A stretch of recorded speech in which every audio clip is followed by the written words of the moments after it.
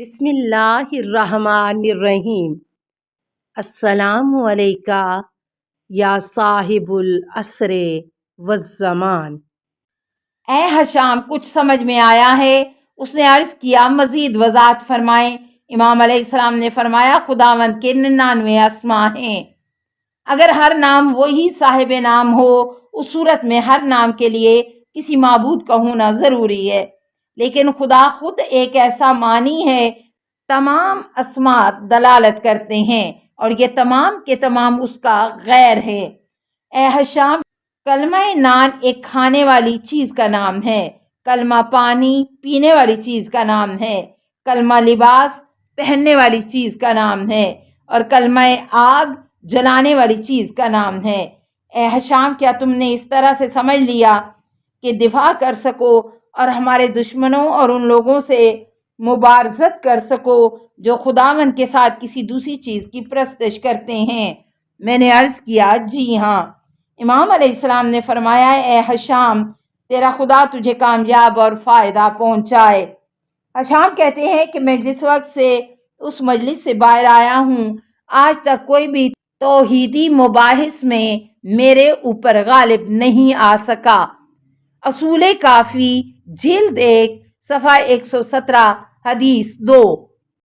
خدا شناسی کی صحیح روش۔ ابن عتیق کہتے ہیں کہ میں نے حضرت امام جعفر صادق علیہ السلام کی خدمت میں ایک خط لکھا، عبد الملک بن عین کے ہاتھ بھیجا۔ میں نے اس میں لکھا کہ اہل عراق خدا کی شکل و صورت اور نقش و نگار سے متصف کرتے ہیں۔ میں آپ پر قربان ہو جاؤں، اگر مناسب سمجھیں تو میرے لیے خدا شناسی کی درست روش مرقوم فرمائیں۔ امام علیہ السلام نے مجھے یوں فرمایا، خدا آپ پر رحمت کرے، آپ نے خدا شناسی اور اپنے معاصر لوگوں کے عقیدے کے بارے میں سوال کیا ہے۔ خدا برتر ہے، ایسا خدا کہ جس کی مانند کوئی چیز نہیں ہے، اور وہ سننے والا اور دیکھنے والا ہے۔ وہ اس سے برتر ہے کہ جس سے اس کی توصیف کرتے ہیں، جو توصیف کرنے والے اسے اس کی مخلوق سے تشبیہ دیتے ہیں اور اس پر تہمت لگاتے ہیں۔ جان لو تمہارا خدا تمہارے اوپر رحم کرے۔ خدا شناسی کی درست روش وہ ہے کہ جسے خدا کی صفات کے بارے میں قرآن نے بیان کیا ہے۔ باطل اور تشبیہ کو قرآن سے دور رکھو، نہ نفی ہے اور نہ تشبیہ، یعنی نہ تو اس سے صفات کی نفی ہے اور نہ مخلوق کے ساتھ اس کی تشبیہ۔ وہ ثابت و موجود خدا ہے، وصف بیان کرنے والے جو کچھ کہتے ہیں خدا اس سے برتر ہے۔ قرآن سے آگے مت بڑھو، وضاحت اور بیان حق کے بعد گمراہ ہو جاؤ گے۔ اصول کافی جلد 1 صفحہ 135 حدیث 1۔ خداوند کیسے ازل سے سننے والا اور دیکھنے والا ہے۔ آبان بن عثمان احمد کہتے ہیں میں نے حضرت امام جعفر صادق علیہ السلام کی خدمت میں عرض کیا، مجھے بتائیں کہ کیا خداوند متعال ازل سے بصیر، سمیع اور قادر و توانا تھا؟ امام علیہ السلام نے فرمایا ہاں ایسا ہی ہے۔ میں نے عرض کیا ایک شخص ہے کہ جو آپ کی ولایت و اطاعت کا دعویٰ کرتا ہے اور کہتا ہے کہ خداوند تبارک و تعالی ازل سے کان کے ذریعے سنتا، آنکھ کے ذریعے دیکھتا، دانائی کے ذریعے دانا اور قدرت کے ذریعے قدرت مند ہے۔ راوی کہتا ہے کہ امام علیہ السلام غضبناک ہوئے اور فرمایا جو کوئی بھی ایسی باتیں کرے اور ان پر عقیدہ رکھتا ہو وہ مشرک ہے، اور اس نے ہماری ولایت سے کوئی فائدہ نہیں اٹھایا ہے۔ خداوند تبارک و تعالی ایسی ذات ہے کہ جو ذاتی طور پر دانا، سمیع، بصیر اور قادر ہے، یعنی کوئی چیز بھی خدا کی ذات اور صفات کے درمیان واسطہ نہیں ہے۔ امالی الصدوق صفحہ 61 حدیث 6۔ خدا کے فرمان وہ اسرار حتیٰ کہ اس سے بھی مخفی تر کو جانتا ہے کا کیا معنی ہے؟ محمد بن مسلم کہتے ہیں کہ میں نے حضرت امام جعفر صادق علیہ السلام سے خداوند کے فرمان فَإِنَّهُ يَعْلَمُ السِّرَّ وَأَخْفَى، وہ اسرار حتیٰ کہ اس سے مخفی تر کو بھی جانتا ہے کے بارے میں سوال کیا گیا۔ امام علیہ السلام نے فرمایا سر وہ ہے کہ جسے تم نے اپنے اندر پوشیدہ رکھا اور سر سے مخفی تر وہ چیز ہے کہ جو تو نے سوچی اور پھر اسے بھول گیا۔ بحار الانوار جلد 4 صفحہ 79 حدیث 2۔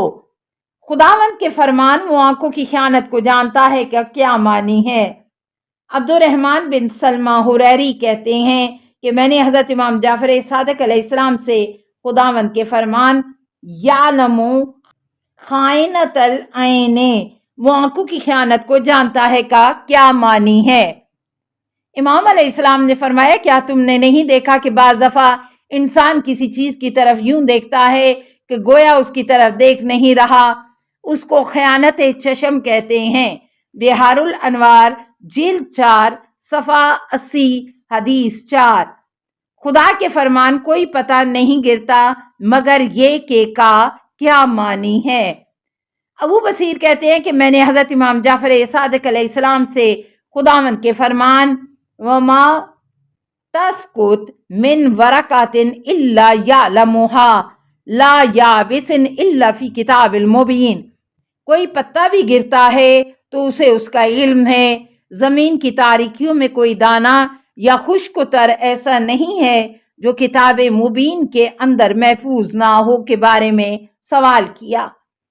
امام علیہ السلام نے فرمایا ورقہ سے مراد وہ بچہ ہے جو سخت ہو جاتا ہے، اور حبہ دانہ سے مراد فرزند ہے، جو زمین کی تاریکیوں سے مراد رحم ہے، رطب تر سے مراد زندہ اور یابس خشک سے مراد مردہ ہے۔ یہ سب کچھ کتاب مبین میں ہے، شاید کتاب سے مراد خداوند عالم کا علم ازلی یا لوح محفوظ ہے۔ بحار الانوار جلد 4 صفحہ 80 حدیث 6۔ کیا خداوند مکان کو پیدا کرنے سے پہلے اسے جانتا ہے؟ ابن مسکان کہتے ہیں کہ میں نے حضرت امام جعفر صادق علیہ السلام سے پوچھا کیا خداوند مکان کو پیدا کرنے سے پہلے اسے جانتا ہے، یا یہ کہ اسے پیدا کرتے وقت یا اس کے بعد اس کا علم ہوا ہے؟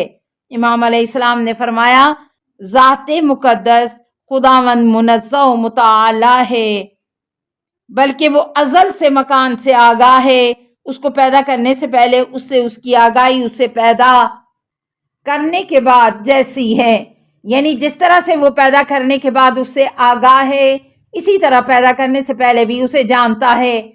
تمام اشیاء کے بارے میں خدا کا علم اس طرح سے ہے۔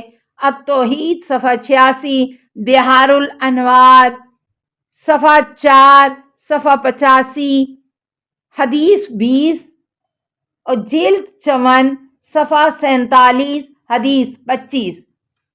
کیا خداوند راضی اور غضبناک ہوتا ہے؟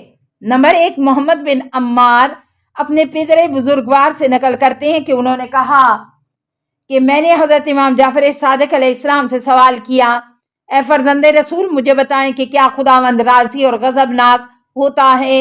امام علیہ السلام نے فرمایا ہاں ایسا ہے، البتہ اس طرح سے نہیں جس طرح کے مخلوق میں ہوتا ہے۔ غضب خدا وہی عقوبت عذاب خدا ہے اور اس کی رضایت مندی اور خوش نوردی اس کا ثواب ہے۔ اعمال الصدوق صفحہ 278 حدیث 6۔ نمبر 2 ہشام بن حکم کہتے ہیں کہ حضرت امام جعفر صادق علیہ السلام سے زندیق کے سوالات میں سے ایک سوال یہ تھا کہ کیا خداوند راضی اور غضبناک ہوتا ہے؟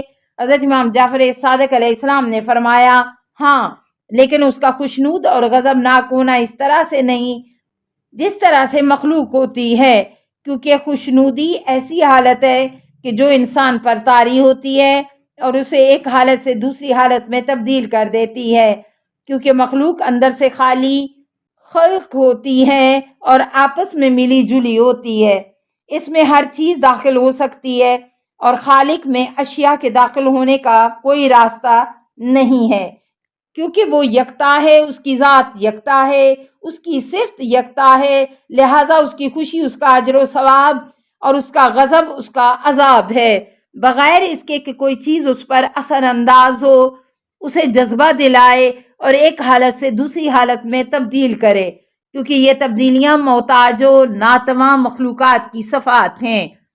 اصول کافی جلد 1 صفحہ 149 حدیث 6۔ کیا خداوند ازل سے مرید ہے؟ السلام علیکہ یا صاحب العصر والزمان، الامان الامان الامان من فتن الزمان، السلام علیکہ یا خلیفۃ الرحمن، السلام علیکہ یا امام الانس والجان، السلام علیکہ یا مظہر الایمان، السلام علیکہ یا شریک القرآن، السلام علیکہ یا قاطع البرہان، السلام علیکہ یا امام زماننا ھذا اجل اللہ فرجک وسہل اللہ مخرجک وظہور کا، السلام علیکہ ورحمۃ اللہ۔ اللہم صلی علی محمد و آل محمد۔